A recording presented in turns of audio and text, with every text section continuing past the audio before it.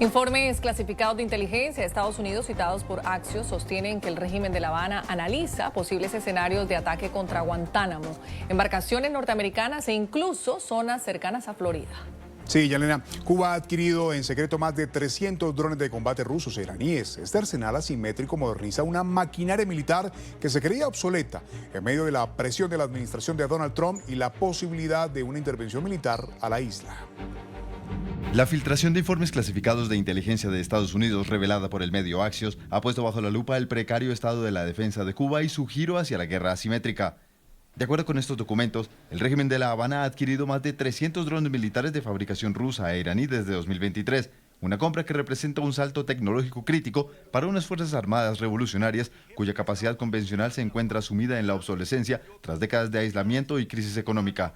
Analistas de seguridad citados por Axios coinciden en que el arsenal tradicional cubano es una fuerza predominantemente antigua. El inventario militar de la isla depende casi por completo de blindados, artillería y sistemas de defensa aérea de la era soviética.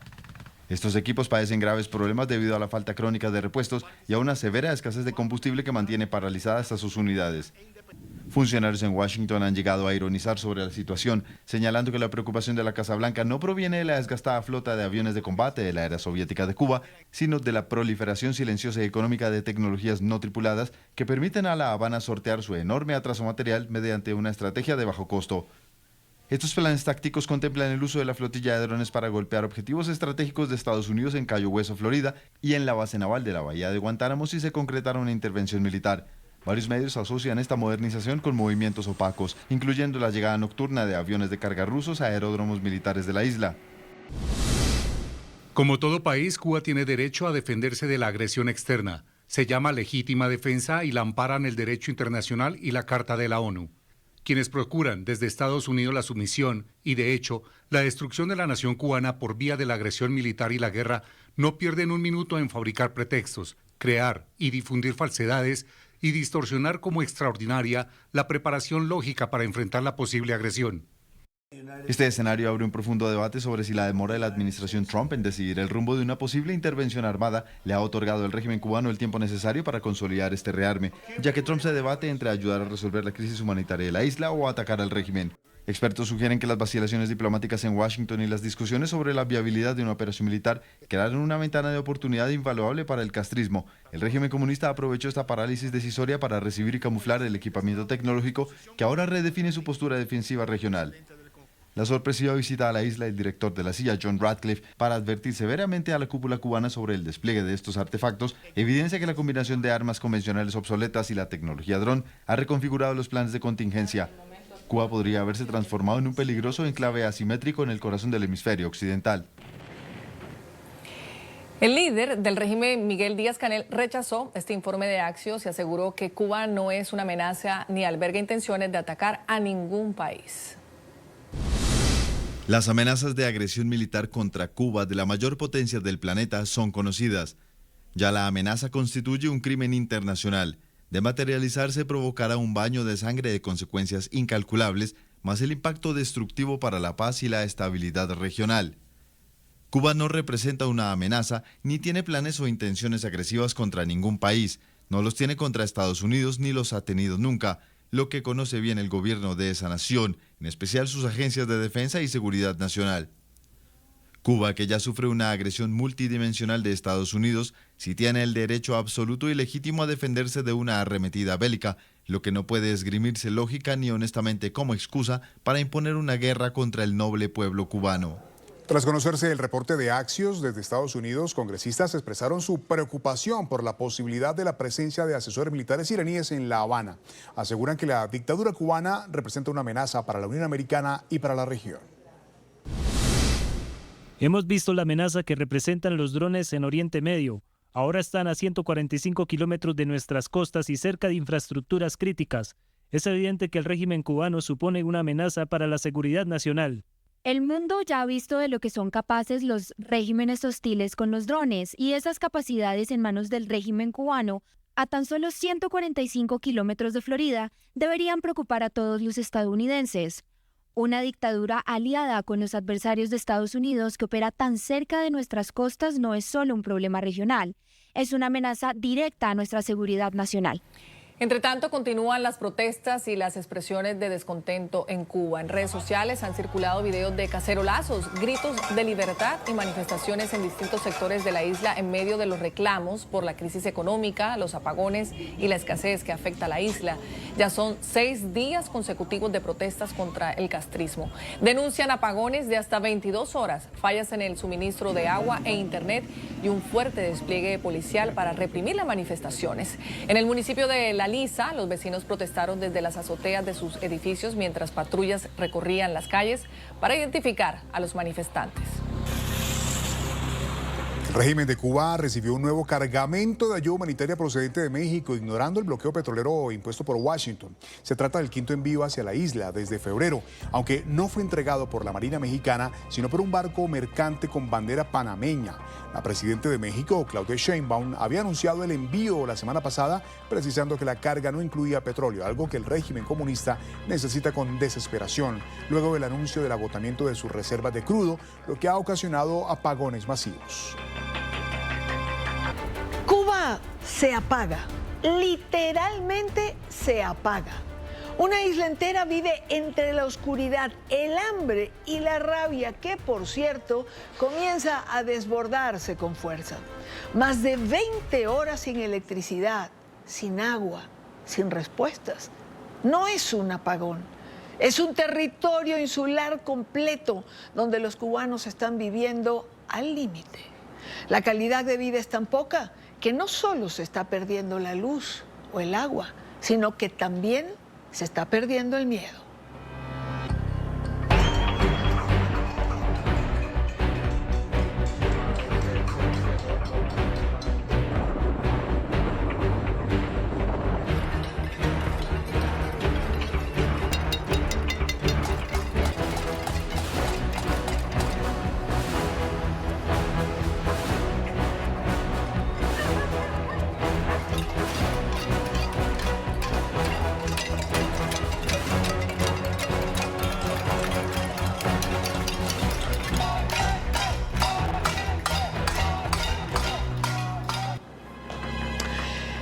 Vive hoy las horas más oscuras de su historia reciente. No se trata solamente de los apagones constantes y más largos cada vez. Se trata de un país paralizado, detenido en las horas de carencia absoluta. Millones de cubanos sobreviven con cortes eléctricos de hasta 22 horas diarias, como decíamos antes. 6 apagones nacionales se han producido en 18 meses. Cuba genera tan solo 40% del combustible que necesita. Más de 11.000 protestas y denuncias se produjeron en el 2025 según el Observatorio Cubano de Conflictos. La isla enfrenta el derrumbe de un sistema eléctrico obsoleto, sin mantenimiento, sin inversión y sin capacidad de respuesta. Pero detrás de la oscuridad subyace algo mucho más profundo: el agotamiento total de un modelo impuesto hace más de 50 años. Hoy, Cuba no solo se queda sin electricidad, se está quedando sin paciencia. La situación es pésima, que no le podemos hacer nada, son cosas que pasan, la solución no se ve. Ese problema de petróleo, no hay petróleo, ¿te entiendes? Entonces tenemos que pagar la consecuencia esta que hay. Eso está muy complejo y está afectando mucho, porque mayormente a los niños que no van a la escuela, porque imagínate tú, hay problemas de déficit de petróleo en el país, ¿ves? Entonces eso no está oculto, eso no es mentira. Y entonces la situación es que la economía estaba demasiado en el piso. La comida se pudre, los hospitales colapsan, el agua no llega, las medicinas desaparecen, los niños no van a clase, como acaban de escuchar.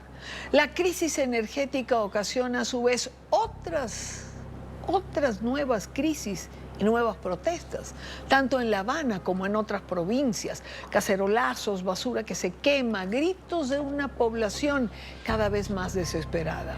El propio ministro de Energía y Minas, Vicente de la O. Levy, reconoció públicamente: no tenemos absolutamente nada de combustible.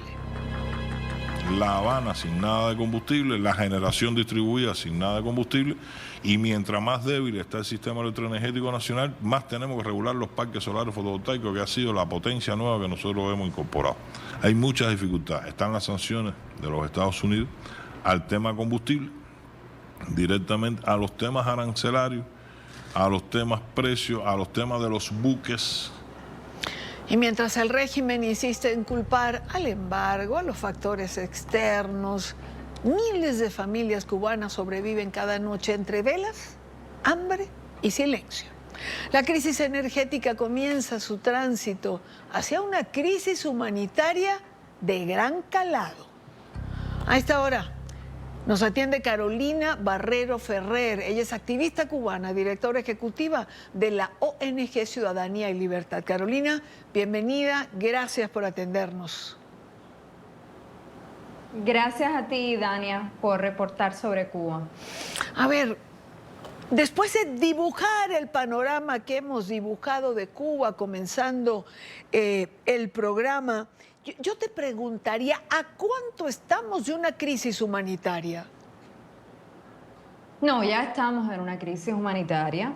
Venimos en esa crisis humanitaria no desde el enero de este año, sino desde hace, yo diría, años.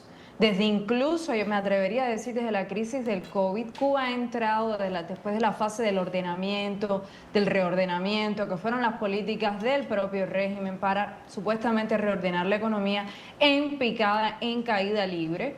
Y no se ha recuperado desde entonces, y la situación no ha hecho más que agravarse. Pero estamos hablando de crisis humanitaria, estamos hablando de, para muchos analistas, de un Estado fallido porque ya no puede proveer de servicios básicos a la población, ni de salud, ni de educación, ni de transporte, desde hace meses y, como te decía, sino años. Hay una parálisis total. Carolina, ¿podemos hablar de una parálisis de la isla?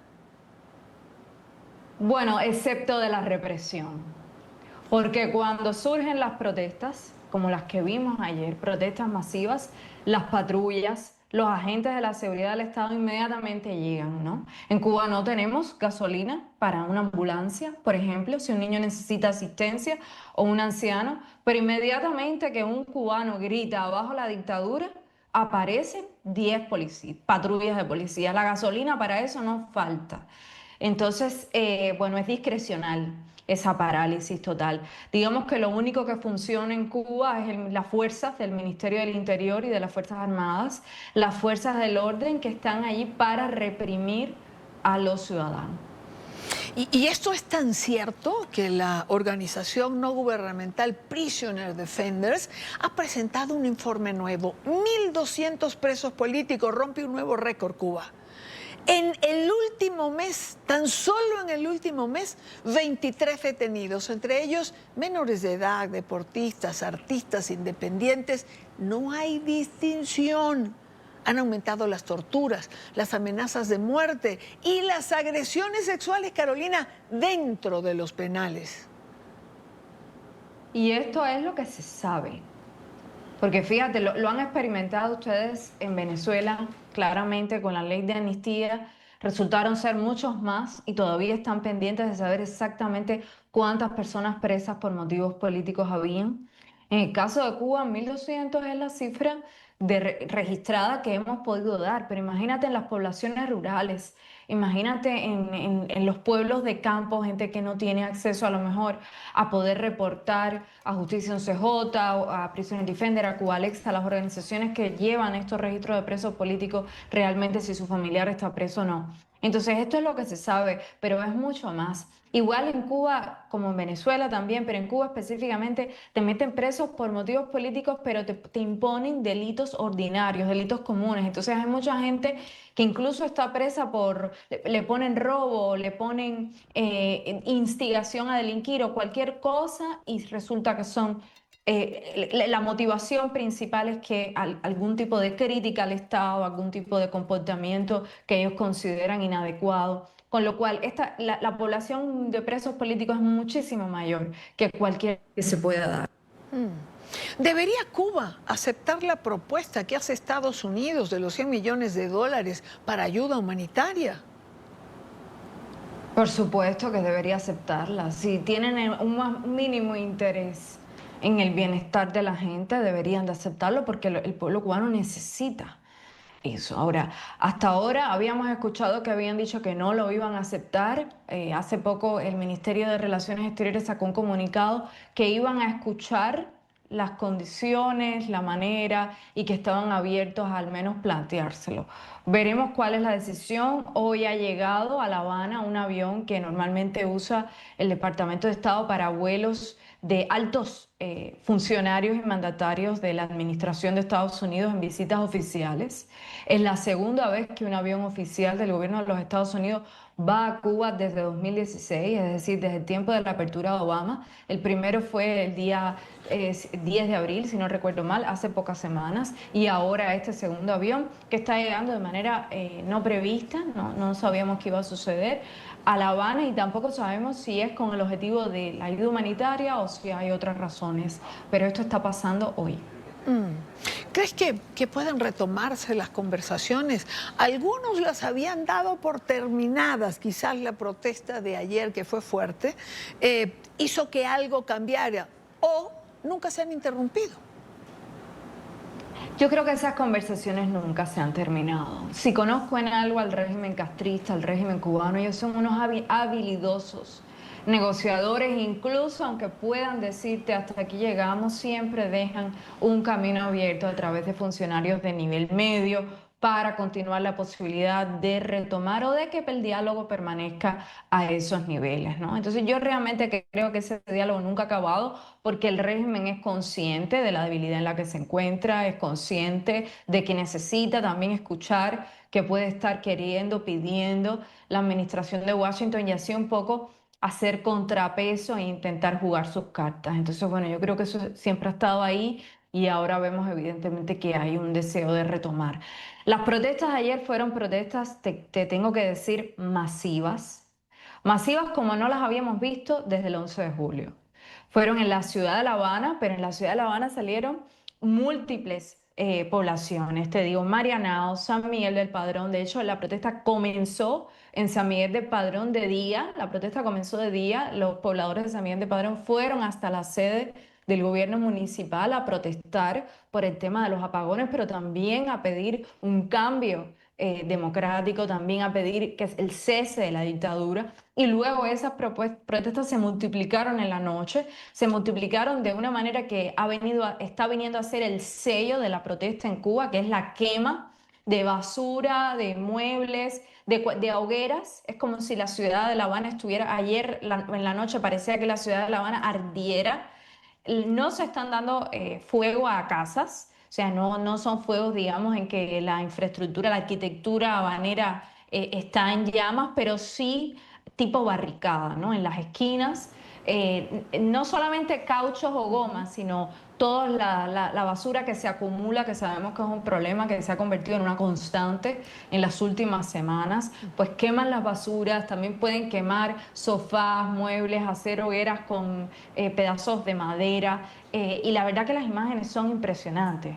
Tenemos activistas, colaboradores desde dentro de la isla que me decían, nunca pensé ver esto, salí de mi casa, caminaba a la esquina y había una hoguera en la otra, todo el barrio parecía arder, ¿no? Y esto es algo extraordinario. Si tenemos en cuenta que el 16 de marzo en Moroncio de Ávila, los pobladores de este sitio fueron incluso hasta la sede del Partido Comunista de Morón y le dieron candela también a todo el mobiliario interno de esa sede, a todos los símbolos del comunismo, incluso a fotografías de Fidel Castro y de todos ellos, de Raúl Castro y de todo lo que encontraron que oliera a la familia Castro y al Partido Comunista. Algo como esto es un gesto de una valentía extraordinaria dentro de un régimen totalitario como el régimen castrocomunista. O sea, esto es muy difícil de lograr, y quienes vivieron el totalitarismo en los países de Europa del Este lo recuerdan muy bien. Hace poco estaba en un evento, y ayer, y lo comentábamos, ¿no? El nivel de valentía y de determinación ya que hay que tener para hacer algo como esto.